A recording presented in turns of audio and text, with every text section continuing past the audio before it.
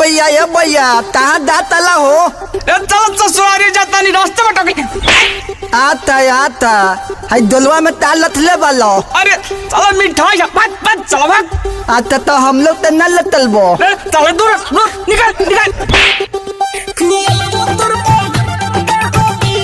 Music by Manish Jaiswal. मंगरे के दिन हम गईनी ससुरारी, अरे मंगरे के दिन हम गईनी ससुरारी। खियलऊ तोर बहिन सोयाबीन के तरकारी, खियलऊ तोर बहिन सोयाबीन के तरकारी। सोचनी बनौले होई बड़ा का बोआरी, हम सोचनी बनौले होई बड़ा का बोआरी। खियलऊ तोर बहिन सोयाबीन के तरकारी, खियलऊ तोर बहिन सोयाबीन के तरकारी।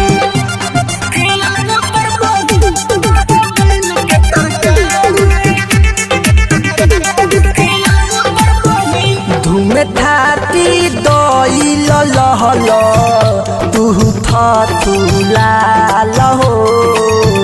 हम ते बताव भैया थाली ते हाल हो। हम ते बताव भैया। रे गजरा रे ते फेर आ गईले, भाग साला भाग। साल भर पर गईनी श्रद्धा पूरल ना लुगाई।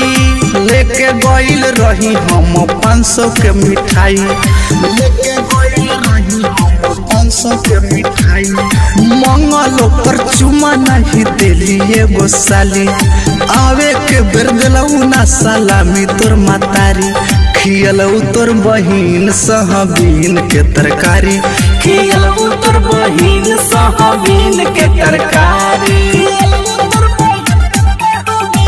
Music by Manish Jaiswal. कहाला पर हंसे हमरे के साली खचरी। बड़ा मन कैले रहे खाए खातिर मछरी, बड़ा मन कैले रहे खाए खातिर मछरी। सुरेंद्र परशुराम हवे बड़का मंसाहारी, चंदन छोटे लाल हवे बड़का मंसाहारी। खियौले तोर बहिन सोयाबीन के तरकारी, खियलऊ तोर बहिन सोयाबीन के तरकारी। रे अब पुदीना बेचबे? नहीं बिया तो बीन बेततानी।